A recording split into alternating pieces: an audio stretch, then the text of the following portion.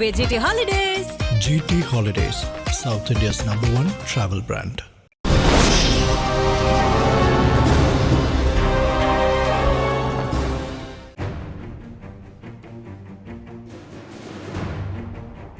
யுத்தம் ஆரம்பமாகி சரியாக அரை மாதம்.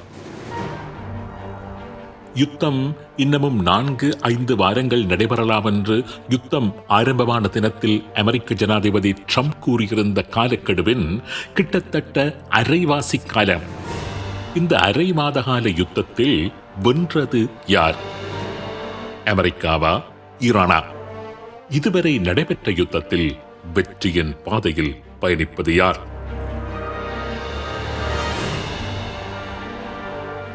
இதுவரை நடைபெற்ற யுத்தத்தில் வெற்றி பெற்றுள்ள நாடு அமெரிக்காவும் அல்ல, ஈரானும் அல்ல. என்னை பொறுத்தவரையில் இதுவரையில் நடைபெற்ற அரை மாத கால யுத்தத்தில் வெற்றி பெற்ற நாடு எது என்று கேட்டால் ரஷ்யாவையும் சீனாவையும் தான் நான் கூறுவேன்.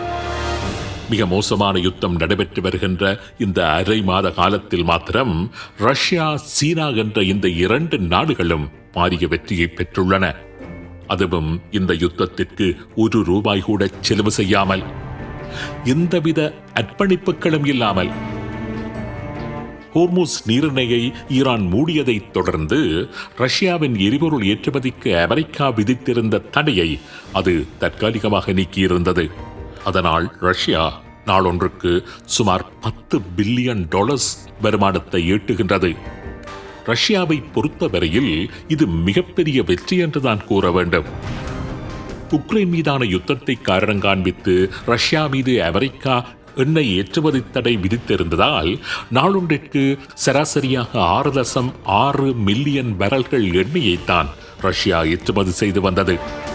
ஈரான் யுத்தம் காரணமாக சர்வதேச மட்டத்தில் ஏற்பட்டுள்ள எரிபொருள் தட்டுப்பாட்டை ஈடு செய்யும் நோக்கத்துடன் அமெரிக்கா ரஷ்யாவின் எண்ணெய் ஏற்றுமதிக்கான தடையை நீக்கியதன் காரணமாக கடந்த சில நாட்களாக ரஷ்யா நாளொன்றிற்கு 100 மில்லியன் பேரல் எண்ணெயை ஏற்றுமதி செய்ய ஆரம்பித்துள்ளது. 6.6 மில்லியனில் இருந்து ஒற்றைய நாளில் 100 மில்லியன் பேரல்கள், நாளொன்றிற்கு $100 பில்லியன். ரஷ்யாவுக்கு மாத்திரமல்ல, சீனாவுக்கும் இந்த யுத்தம் பெருவெற்றியை கொடுத்துள்ளது. உலகின் 20% எண்ணெய் போக்குவரத்து இடம்பெற்று வருகின்ற ஹோர்முஸ் நீரிணையில் மேற்கொள்ளப்படுகின்ற எண்ணெய் வர்த்தகம் இனிமேல் அமெரிக்காவின் $1 மாற்றீடாக சீனாவின் யுவானிலேயே மேற்கொள்ள வேண்டும் என்பதுதான் ஈரான் முன்வைத்துள்ள நிபந்தனை. ஹோர்முஸ் நீரிணையை திறப்பதற்கான ஈரானின் முன் நிபந்தனை. இன்று அமெரிக்கா உலக வல்லரசாக திகழ்வதற்கு அதனது $1 முறைமைதான் பிரதான காரணம். உலகில் யார் எண்ணெயை கொள்வனவு செய்தாலும் சரி, எந்த நாட்டிடம் இருந்து கொள்வனவு செய்தாலும் சரி, அது அமெரிக்காவின் $1 தான் கொள்வனவு செய்ய வேண்டும் என்பதுதான் உலகில் இன்று இருந்து வருகின்ற முறைமை. இருந்தபடி அமெரிக்கா மிகச் செல்வந்த நாடாக இருப்பதற்கு இந்த $1 வர்த்தகம் மிக முக்கிய காரணம்.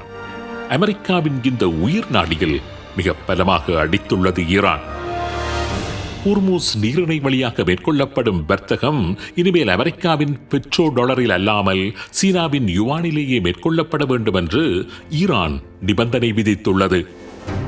ஈரான் அறிமுகப்படுத்தியுள்ள இந்த பெட்ரோ யுவான் முறை சீனாவுக்கு மிகப்பெரிய லாபத்தை பெற்றுத்தரப்போகின்றது.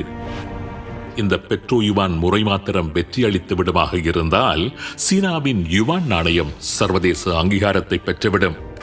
ரஷ்யா மீது முன்னர் அமெரிக்கா செய்தது போல சீனா மீது பொருளாதார தடையை அமெரிக்காவினால் இனி விதிக்க முடியாது. உலக பொருளாதார உடன்பாடுகளை சீனாவினால் பல நாடுகளுடன் மிக இலகுவாக செய்துவிட முடியும். சீனாவுக்கு மிக இலகுவாக எரிபொருள் கிடைத்துக் கொண்டே இருக்கும். உலகின் பொருளாதாரத்தை ஆளுவதற்கான மற்றொரு படிநிலை சீனாவுக்கு இலகுவாக கிடைத்துவிடும். 15 நாள் ஈரான் அமெரிக்க யுத்தத்தில் கத்தியின்றி இரத்தமின்றி சீனா பெற்றுள்ள மிகப்பெரிய வெற்றி இது.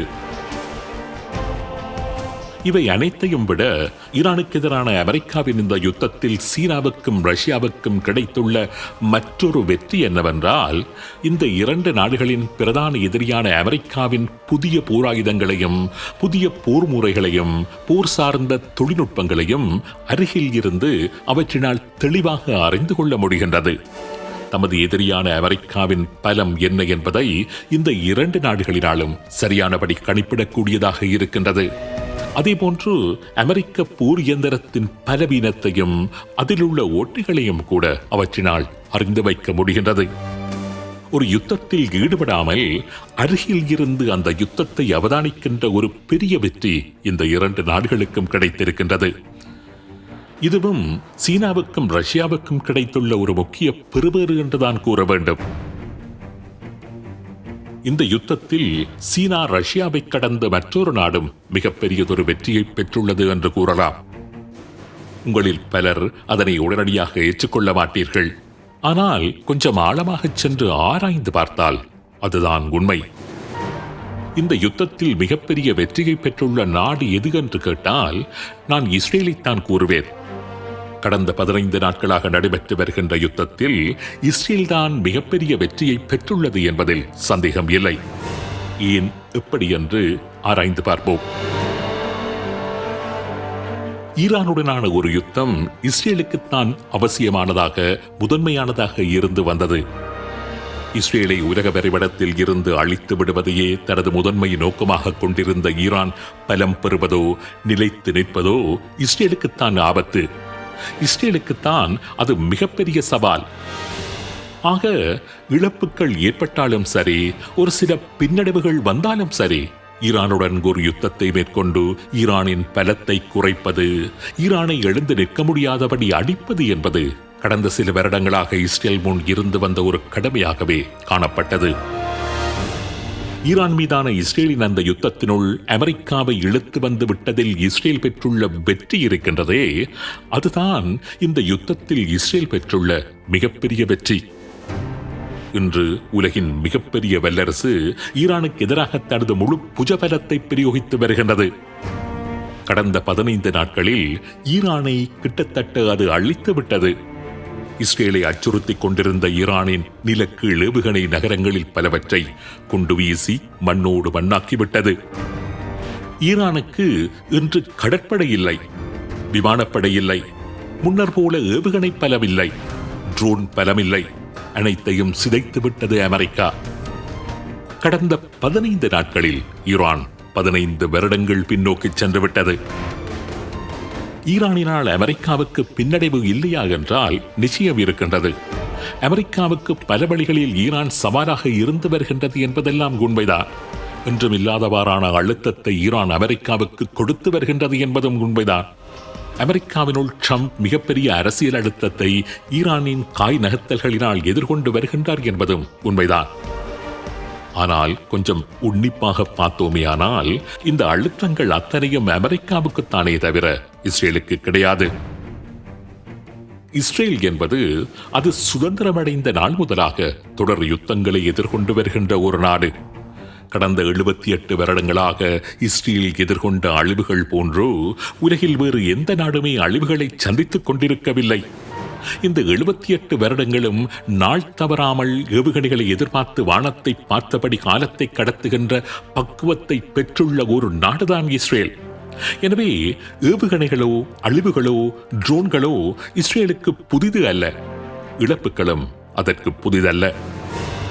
ஆனால் வளைகுடாவில் இஸ்ரேலுக்கு நேரடியாகவும் ப்ராக்சிகள் என்ற துணை ராணுவ குழுக்களினூடாகவும் மிகப்பெரிய அச்சுறுத்தலாக இருந்து வந்த ஈரானை இந்த 15 நாட்களில் இஸ்ரேல் கிட்டத்தட்ட சிதைத்துவிட்டது. ஈரானை பல தசாப்தங்கள் பின்னோக்கி செல்லும்படி செய்துவிட்டது, அல்லது அப்படி செய்வதற்கு இஸ்ரேல் காரணமாக இருந்துள்ளது.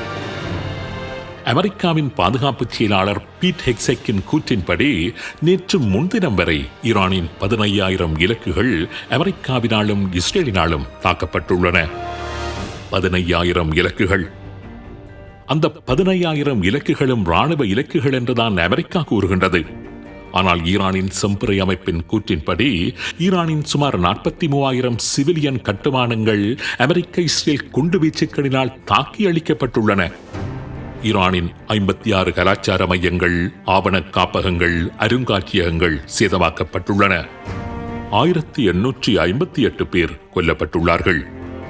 ஆக ஈரான் சிதைக்கப்பட்டு வருகின்றது, திட்டமிட்டு சிதைக்கப்பட்டு வருகின்றது.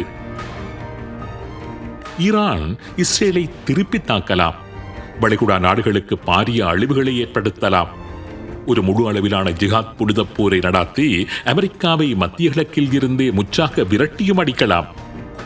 ஆனால் ஆபரேஷன் சக்சஸ் ஆல் அவுட் என்று பேச்சு வழக்கில் கூறுவார்களே, அதே போன்று நடந்து கொண்டிருக்கின்ற இந்த யுத்தத்தில் ஈரான் எப்படியான பெறுபேறுகளை பெற்றாலும் உண்மையிலேயே ஈரான் தோற்றுவிட்டது. அமெரிக்க அதிபர் அறைகூவல் விடுத்தது போல ஈரானில் ஆட்சி மாற்றம் ஏற்படாவிட்டாலும் கூட இந்த யுத்தத்தில் ஈரான் தோற்றுவிட்டது.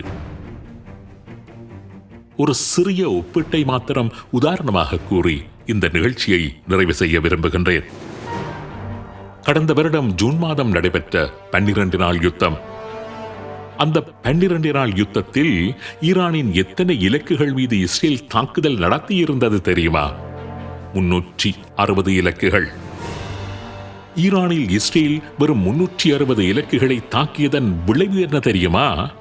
6 மாதங்களில் ஈரானின் பொருளாதாரம் அதல பாதாளத்திற்கு சென்றிருந்தது. ஈரான் நாணயத்தின் பெறுமதி மிக மோசமாக வீழ்ச்சியடைந்து உண்பதற்கு கூட உணவில்லாத ஒரு நிலை அங்கு ஏற்பட்டது. உலகின் மிகப்பெரிய எண்ணெய் உற்பத்தி நாடான ஈரானிலேயே எரிபொருட்களுக்காக வரிசையில் நிற்க வேண்டிய ஒரு நிலை உருவாகியிருந்தது. மக்கள் வீதிகளில் இறங்கி போராட்டம் நடத்துகின்ற அளவுக்கு ஈரான் மிகப்பெரிய சிக்கலை எதிர்கொண்டது. ஆயிரக்கணக்கில் தனது சொந்த மக்களையே கொலை செய்ய வேண்டிய அளவுக்கு நிலைமை ஈரானில் மிக மோசமாக சென்றிருந்தது. இஸ்ரேல் ஈரானில் 360 இலக்குகளை அளித்ததன் காரணமாக. வெறும் 360 இலக்குகள். ஆனால் கடந்த 15 நாட்களில் ஒவ்வொரு நாளும் ஈரானின் 1000 இலக்குகள் அளிக்கப்பட்டு வருகின்றன. நாளொன்றுக்கு 1000 இலக்குகள் என்பது வெறுமனே புகையாகவும் கட்டிட இடிபாடுகளாகவும் பென்டகன் அறிக்கைகளாகவும் நாங்கள் பார்த்துவிட்டு பச்சாத்தாபத்துடன் கடந்து செல்கின்ற விடயம் மாத்திரமல்ல. ஈரானின் எதிர்காலம், ஈரானின் எதிர்கால சுபீட்சம், இவைகள் ஈரானின் கண்களின் முன்னால் அழிந்து கொண்டிருக்கின்றன. இதனைத்தான் இஸ்ரேல் இந்த யுத்தத்தில் பெற்றுள்ள வெற்றி என்று நான் கூறுகின்றேன். தனது பிரதான எதிரியை இஸ்ரேல் நேரடியாகவோ மறைமுகமாகவோ சிதைத்து விட்டது. ஈரான் இனி ஈரானாக பரிமாணம் பெறுவதற்கு பல தசாப்தங்கள் தேவைப்படும். அண்மையில் நடந்த பத்திரிகையாளர் சந்திப்பில் இதனைத்தான் இஸ்ரேலிய பிரதமர் பெஞ்சமின் நெத்தனியாகு கூறியிருந்தார். ஈரான் இனிமேல் பழைய ஈரானாக இருக்கப் போவதில்லை. ஆப்கானிஸ்தானைப் போல, ஈராக்கைப் போல, லிபியாவைப் போல, சிரியாவைப் போல ஈரான் என்றொரு நாடு இருக்கும். அந்த பேரிலான ஒரு நாடாகத்தான் அது இருக்குமே தவிர ஈரான் என்ற கம்பீரம் இனி இருக்கப் போவதில்லை. முன்னர் செய்தது போல அதனால் இனி ப்ராக்சிகளுக்கு மில்லியன் கணக்கில் நிதி வழங்க முடியாது. மற்றைய வளைகுடா நாடுகளுடன் நட்பு பாராட்ட முடியாது.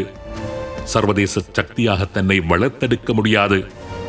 உணவுக்கே கஷ்டப்படுகின்ற ஒரு நிலை ஈரானில் உருவாகிவிட்ட பின்னர் அது பாலிஸ்டிக் மிசைல்ஸுக்கும் ட்ரோன்களுக்கும் வீணாக பணத்தை முதலீடு செய்து கொண்டிருக்க முடியாது. இன்று ஆப்கானிஸ்தான் எப்படி இருக்கின்றதோ அப்படியான ஒரு நாடாகத்தான் ஈரான் இனி இருக்கப் போகின்றது. இந்த யுத்தத்தில் இஸ்ரேல் எப்படியான வெற்றியை பெற்றுள்ளது என்பது இப்பொழுது உங்களுக்கு விளங்கியிருக்கும் என்று நினைக்கின்றேன். இந்த யுத்தத்தில் இஸ்ரேல் பெற்றுள்ள மற்றொரு வெற்றி என்னவென்றால், மத்திய கிழக்கில் குறிப்பாக முஸ்லிம் நாடுகள் மத்தியில் ஒரு நிரந்தர பிளவை ஏற்படுத்திவிட்டது. நீறுபூத்த நெருப்பாக இருந்து வந்த சியா முஸ்லிம் விரிசல்கள் மேலும் விரிவடைந்து விட்டன. முஸ்லிம் நாடுகள் என்ற அடிப்படையில் இருந்தபடி இஸ்ரேலுக்கு எதிராக ஒரே துணியில் குரல் எழுப்புகின்ற காலம் பல வருடங்கள் பின்னோக்கி சென்று விட்டன. மத்திய கிழக்கு நாடுகளின் முதல் எதிரி இனி இஸ்ரேலாக இருக்கப் போவதில்லை, ஈரானாகத்தான் இருக்கப் போகின்றது. அதேபோன்று இந்த யுத்தத்தில் இஸ்ரேலின் எதிரிகளுக்கு உதவி செய்து வருகின்ற அரபு நாடுகளின் பொருளாதாரமும் பொருளாதார மூலங்களும் மிகப்பெரிய பாதிப்புகளை அடைந்து வருகின்றன. அதாவது இந்த யுத்தத்தில் இஸ்ரேலின் எதிரிகள் அத்தனையுமே தங்களுக்குள் மோதிக்கொண்டு அழிந்துள்ளதான ஒரு வெற்றியை இஸ்ரேல் பெற்றுள்ளது என்று கூறலாம். இந்த இடத்தில் உங்கள் மனங்களில் தோன்றக்கூடிய ஒரு முக்கியமான கேள்விக்கான விடையுடன் நிகழ்ச்சியை நிறைவு செய்கின்றேன். இஸ்ரேலின் பொருளாதாரமும் இந்த யுத்தத்தில் சிதைவடைந்திருக்குமே என்று நீங்கள் கேட்கலாம். இஸ்ரேலின் உண்மையான பொருளாதாரம் இஸ்ரேல் என்ற நாட்டினுள் இருக்கின்றது என்பதை விட இஸ்ரேலின் உண்மையான பொருளாதாரம் இஸ்ரேலுக்கு வெளியேதான் இருக்கின்றது.